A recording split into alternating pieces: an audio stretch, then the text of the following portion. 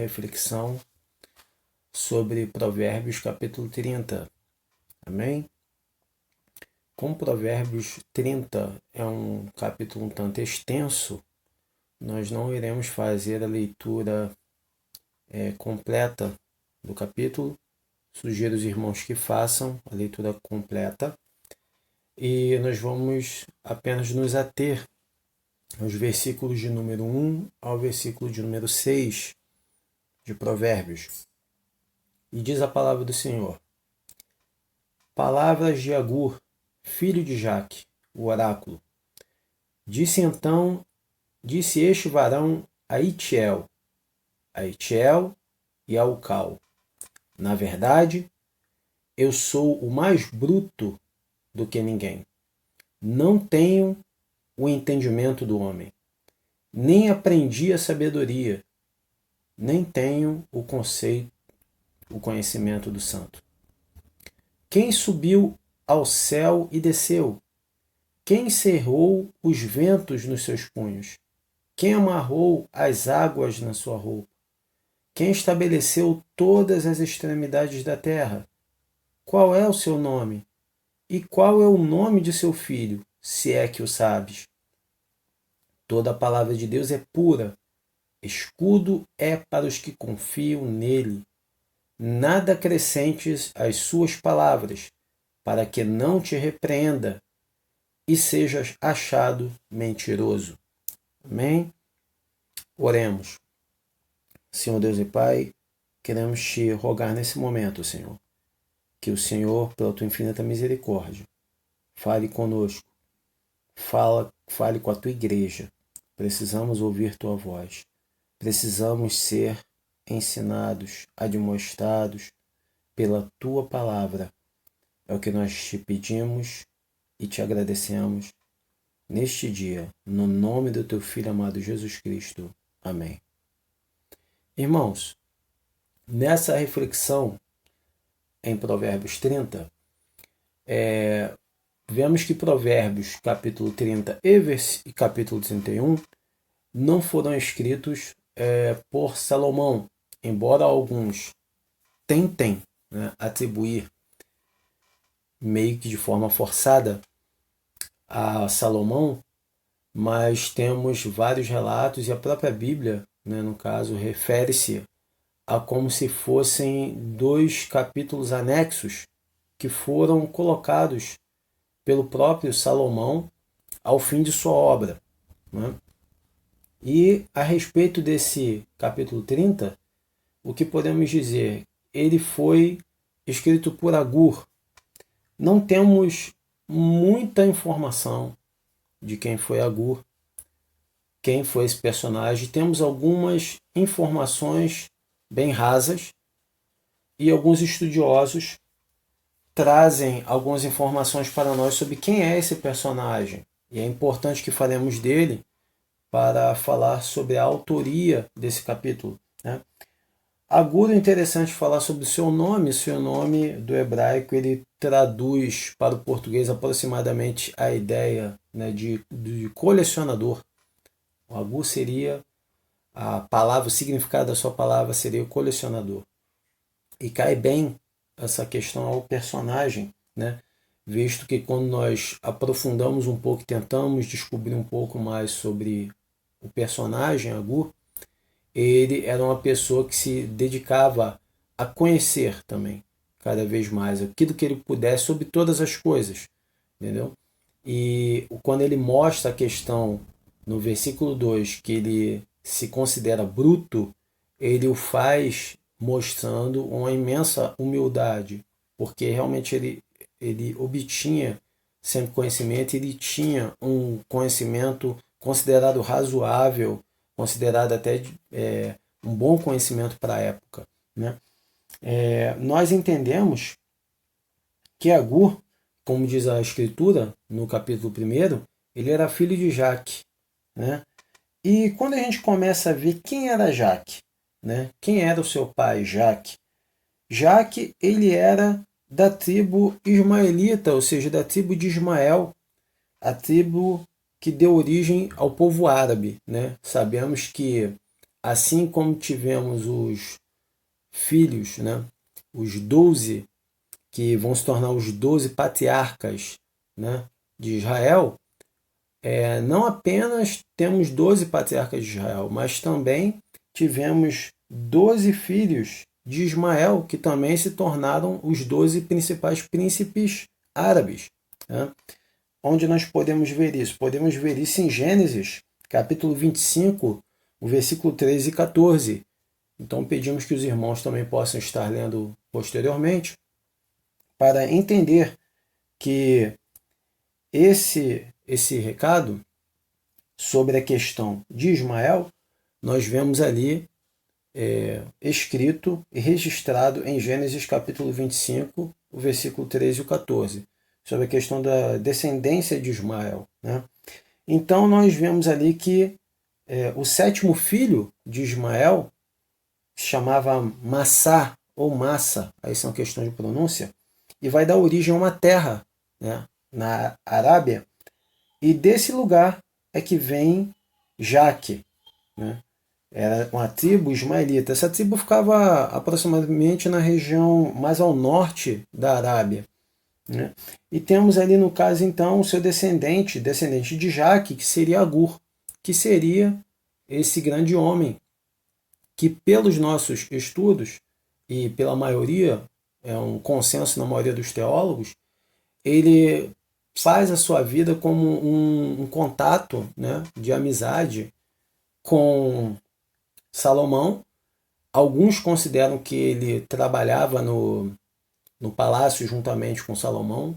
Já outros nos colocam Agur apenas como um correspondente, e sabemos que a fama de Salomão ela se estendeu internacionalmente, né? Porque sabemos que Salomão teve os relatos da sua sabedoria, do seu conhecimento, chegando basicamente aos quatro cantos da terra. Como a própria Escritura diz que homem semelhante a ele em questão de conhecimento e sabedoria nunca houve nem haveria. Então sabemos que a sua fama foi mundial. Então voltando para Agur, né? Inclusive essa visão, irmãos, que nós estamos falando, ela é também endossada sobre Agur pela maioria dos estudiosos rabínicos também. Podemos ver até sobre essa questão de Agur sendo relatada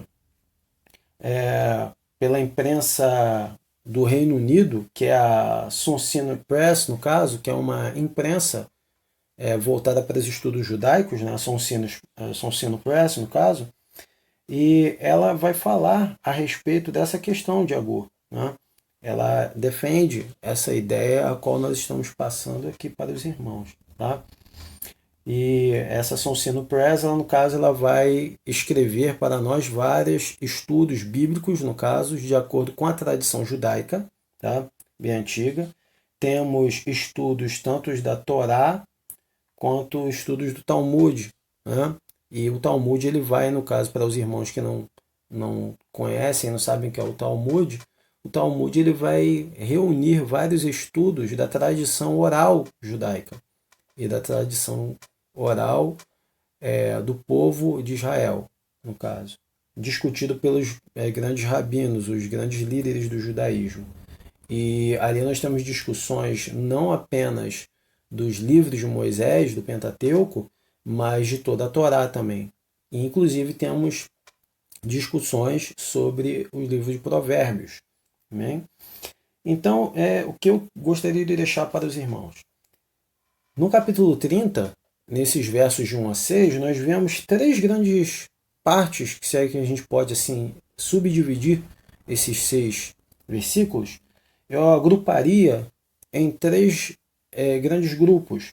No versículo 1 ao 3, nós vemos uma grande parte de ensinamento nos falando da incapacidade, ou seja, da insuficiência humana. O ser humano ele é insuficiente diante das questões da vida, comparando-se com o conhecimento, com o poder e com a capacidade divina. Né? Então nós vemos aí uma declaração de insuficiência humana. Né? Do versículo 3 ao 4, nós vemos aí uma declaração de uma inabilidade, ou seja, uma inabilidade, uma falta de habilidade, uma falta de forma de se compreender os caminhos de Deus.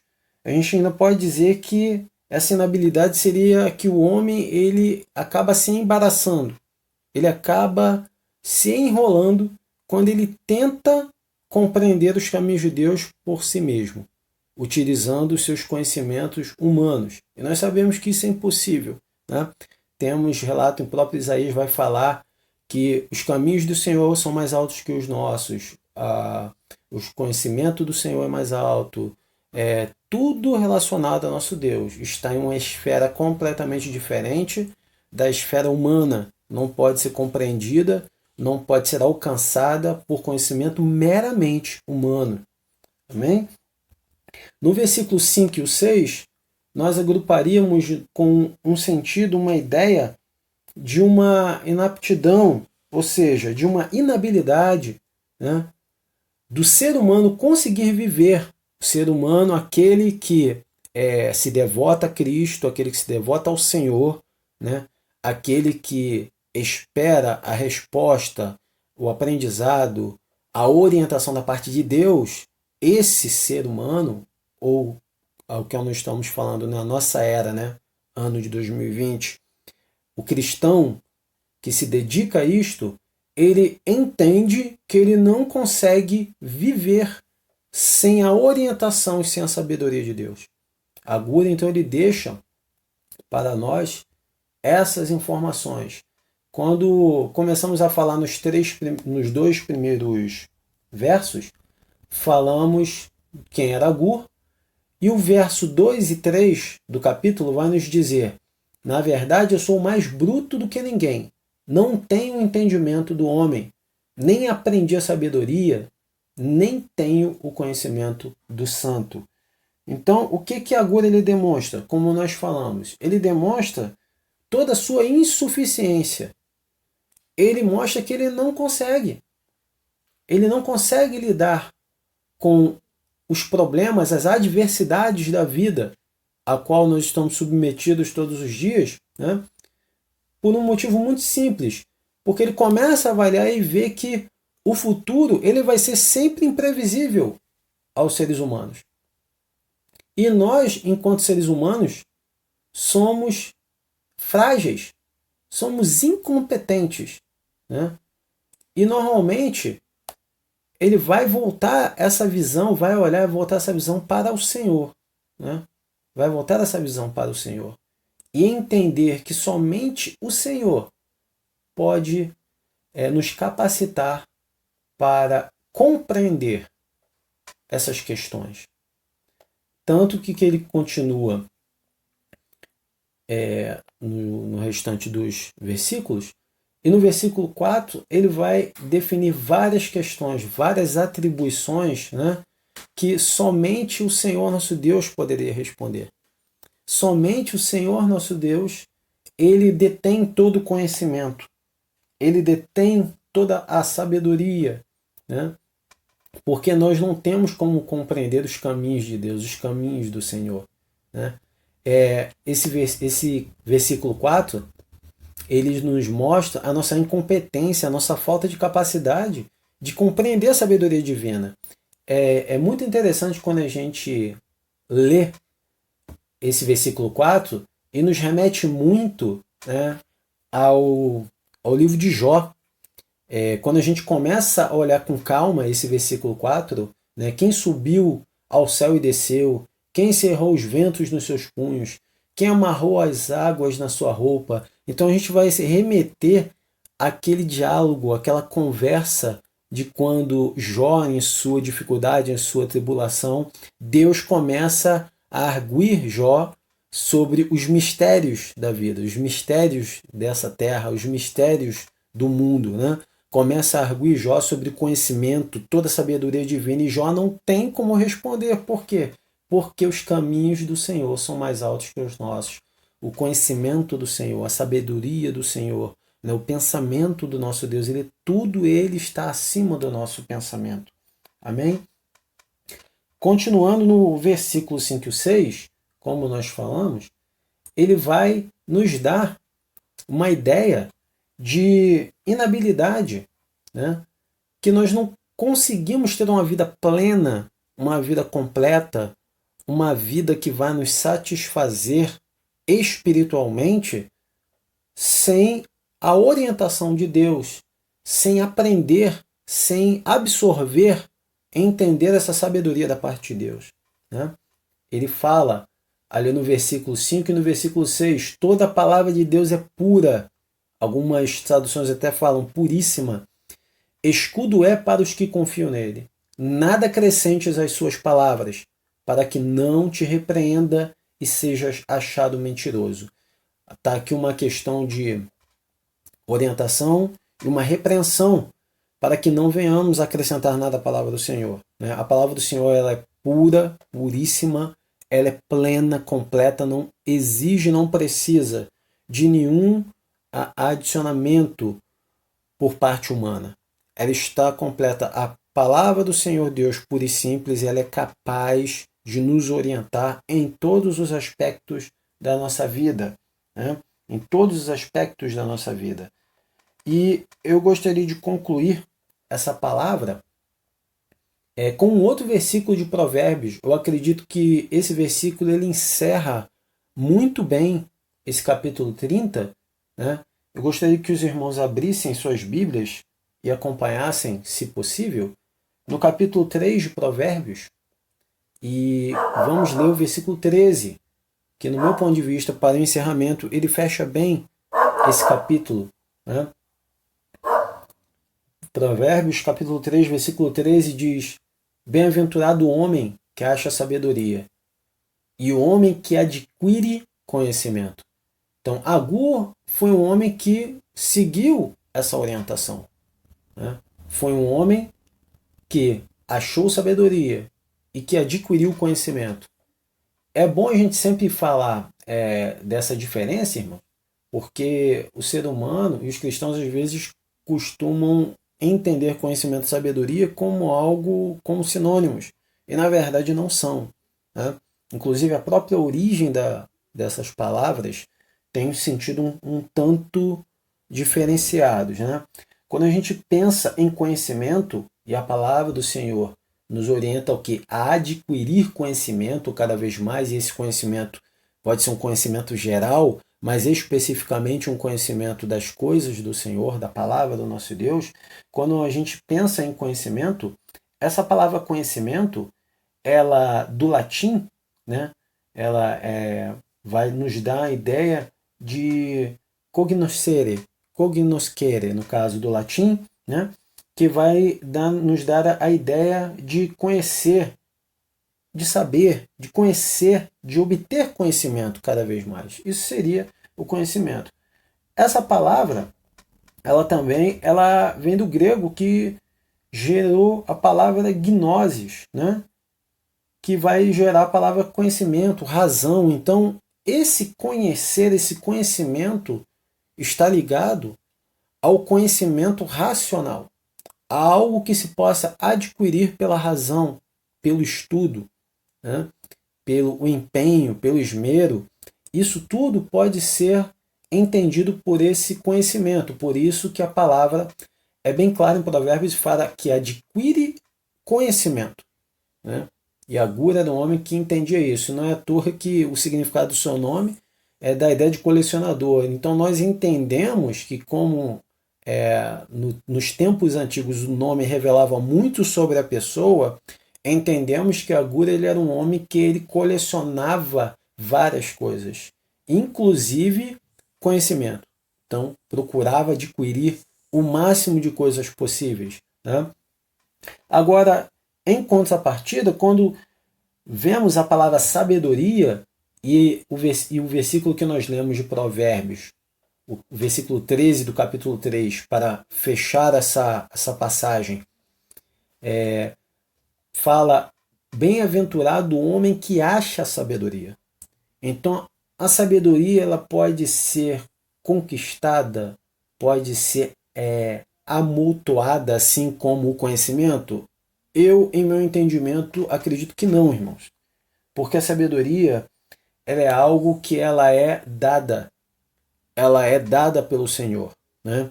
E a sabedoria, em contrapartida, comparando com conhecimento, que seria algo mais teórico, a sabedoria tem a ver com a nossa prática, com a nossa vida prática, né? Com a utilização correta do conhecimento adquirido, né? Tanto que a própria sabedoria, quando vamos olhar a etimologia dessa palavra, ela vem do latim sapere, que quer dizer também saber, conhecer, mas ela é atribuída uma outra palavra, também outro sentido, que seria sentir gosto. Então vemos que essa questão do sapere, do saber e de sentir o gosto, ela está mais entranhada no sentido dos nossos sentidos, né? Da nossa vida prática. E essa palavra do latim, ela viria também, no caso, oriunda do grego sofia, né? Sabedoria, ou da palavra sophos, que sophos seria o sábio grego. Então, quem seria o sábio da Grécia Antiga? E da antiguidade, não apenas da Grécia Antiga, mas do Mediterrâneo Antigo, né? De todos aqueles povos. O sábio seria o homem que consegue demonstrar, viver de forma sábia. Não é aquele apenas que tem conhecimento teórico, mas é aquele que demonstra, que arrasta os outros com seu exemplo, né? E mostra e demonstra que é um homem sábio em toda forma de agir, em toda circunstância, em toda situação. E é isso que Agur vai nos falar, vai nos mostrar nessa passagem que lemos de Provérbios capítulo 30. Vemos então, irmãos, que a palavra do Senhor, ela tem muito a nos demonstrar, tem muito a nos explicar, tem muito a nos doutrinar. Basta que nós abramos nossa mente, abramos bem nossos ouvidos para que possamos ouvir o Espírito Santo do Senhor falar conosco, para que possa nos ensinar. Porque a palavra do Senhor, principalmente o livro de Provérbios, como eu falei até numa outra palavra sobre Provérbios 25, e devemos, quem dera que todo cristão se debruçasse por estudar, por ler o livro de Provérbios, e esses ensinamentos não ficassem apenas como conhecimento, como nós falamos, mas que fosse aplicado na sua vida prática, na sua vida cotidiana, que aí sim se tornaria sabedoria em nossas vidas, sabedoria vindo do alto, porque essa palavra a qual nós estamos falando, a qual nós estamos fazendo uso, não é outra palavra, senão a palavra do Senhor nosso Deus. Amém, meus irmãos? Gostaria de agradecer desde já essa rica oportunidade e em breve creio que teremos outras oportunidades de poder, pela misericórdia do Senhor,